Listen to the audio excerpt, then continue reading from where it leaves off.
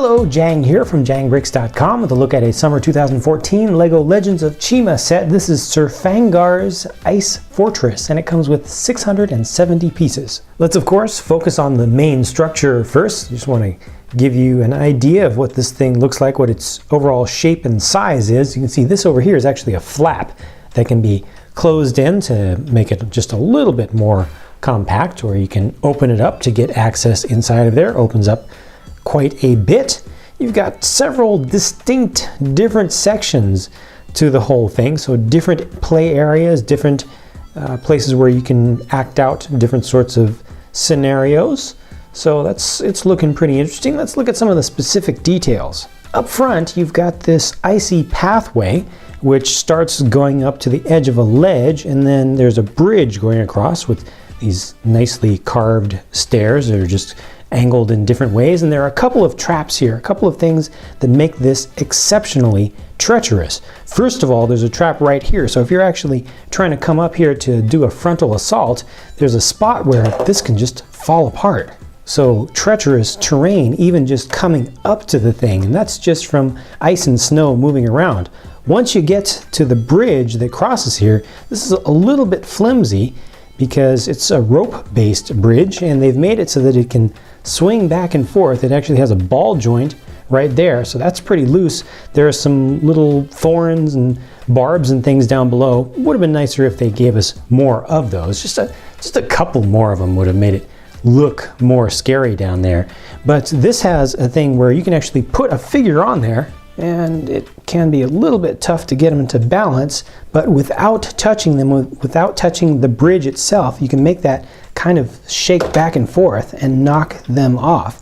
So that's something that you got to watch out for. It's just a little straight gear section over here with a round gear inside that's attached to all that and just makes it go back and forth. So from either side, you can make that happen. Then if you do make it to the other side, you make it all the way up to the main gate, the main entrance. It looks like just a huge jaw almost.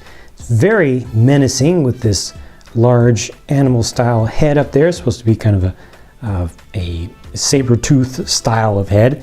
You've got these skeleton or skulls on the sides of some other animals. They're just kind of warning you that this is going to be a treacherous place. And you can see the throne, Sir Fangar's throne inside of there. And if you want to actually go in and attack him or take some of his stuff, you might want to just run in real quick. However, that can be very treacherous itself because you can raise this at any time. You can see it goes up very quickly.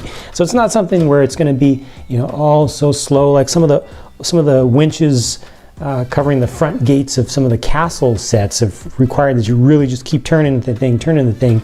This goes up very quickly. So I like that action. It's also very smooth and just happens very immediately with ice on the front, has the little teeth on the top of it, the portcullis. Basically it's kind of an upside down one here. I think that's done very nicely. Also, meanwhile, on the other side, there's this shooter that can be shooting out these ice balls, kind of spheres of, I'm assuming they would just be pretty much ice, and that's got enough weight and mass to it. It's just a pretty simple little shooter, but it's got a little bit of articulation, so you can turn it around and shoot way up in the air off to quite a distance, get it down, actually shoot up very close to you. So that's just another defensive weapon. I'm assuming that it would be remotely operated because you don't have an operator right here, or you can put an operator up in the head up above, but we'll look at that more closely later on.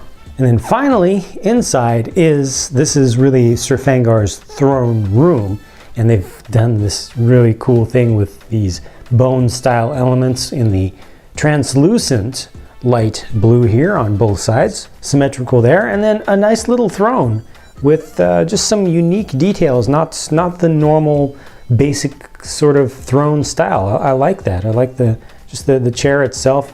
It's got kind of a little ladder going up to it. You can imagine that's like stairs, going up to it. You can actually bring these down too. It just gives you a better view of everything. Nice icicle elements up there. I like the armrests especially.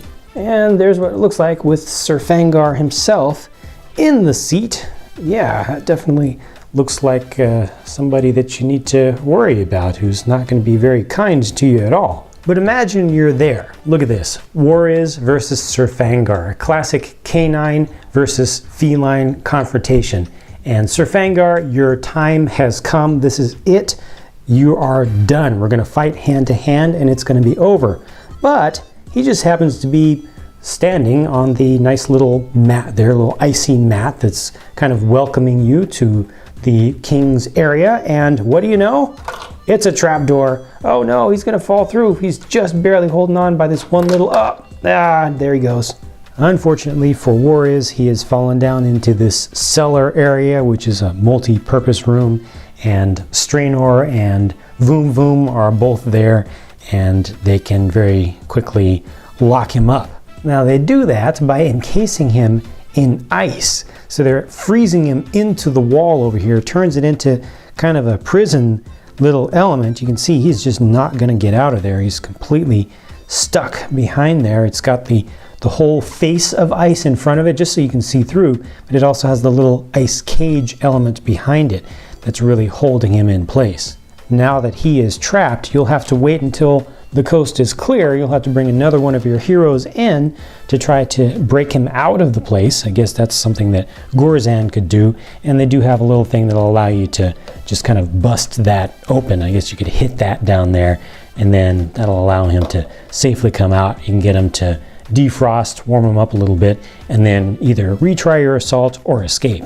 Of course, you can choose which character you want to get locked up or exactly how you want the action to go down. That's entirely up to you. Other things that can be done with this area down here, well, you've got an anvil, so this is definitely going to be an area where weapons can be created, and you can see one weapon over here that's all ready, and they've got one of the large blue chi crystals, and that's something that you can try to retrieve from there.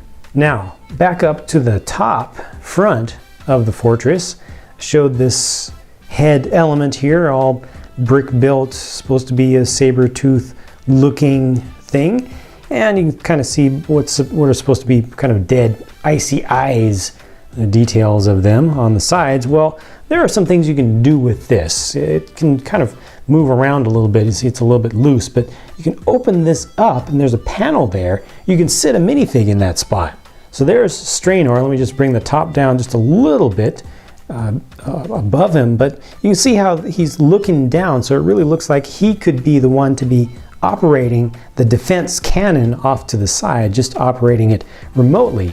However, there's also something else that he can do. You can take the sides of this, turn them out like so, angle all of this back, and then release it, and this will fly off as its own thing.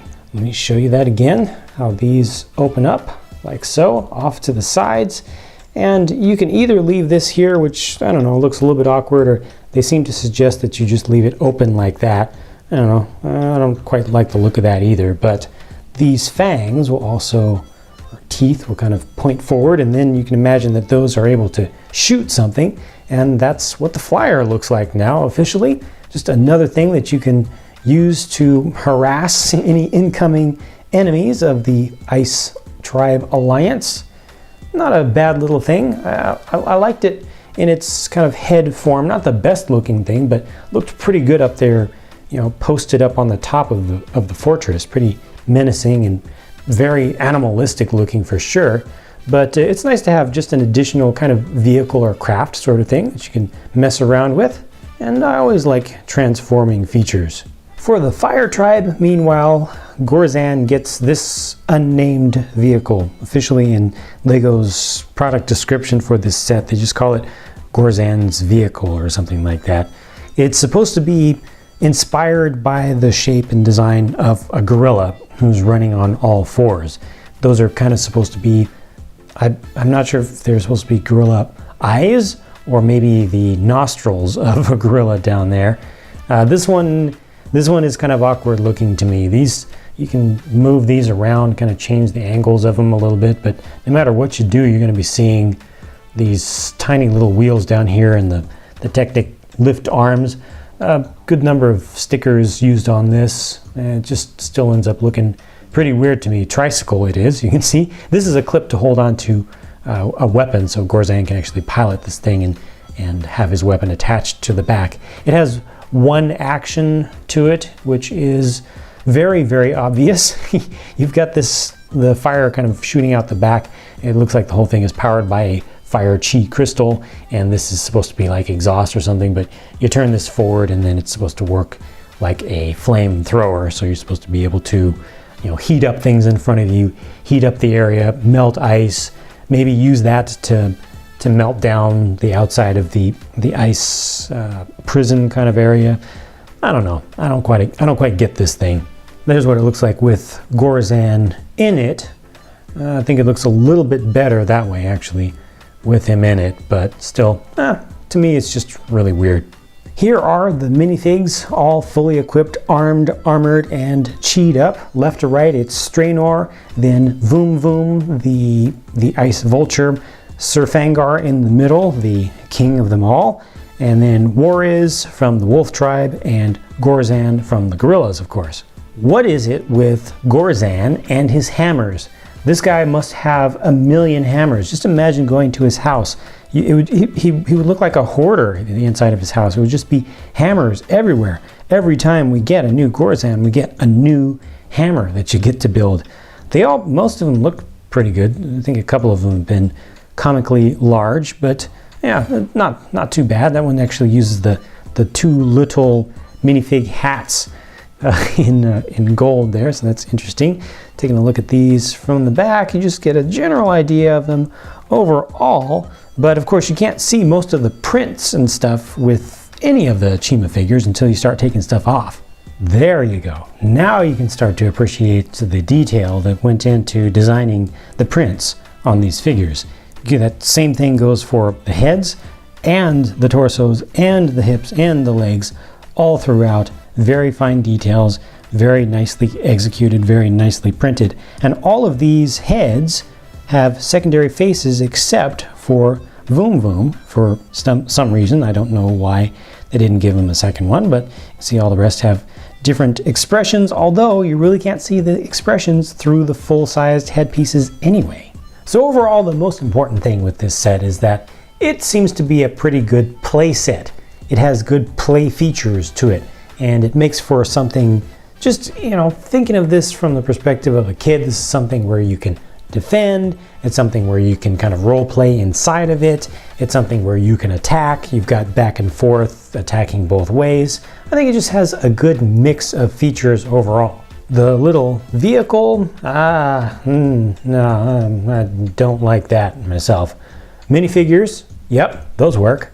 I just feel like this is one of the better structure-based sets of Legends of Chima as opposed to the vehicle-based sets.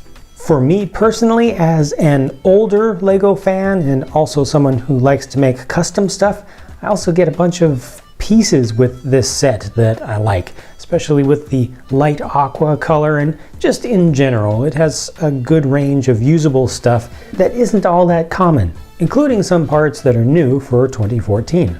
Net result is, I am happy with this set. But, as always, I am looking forward to hearing what you think about it, so please post your thoughts in a comment down below to share your opinions with the rest of the viewing community. For me, it's now time to move on, build some more stuff, and bring you some more videos, so stay tuned to the blog at jangbricks.com for all the latest updates on what I'm up to, and come back for more, because more videos are right around the corner. Thank you for watching. I'll be talking to you again soon.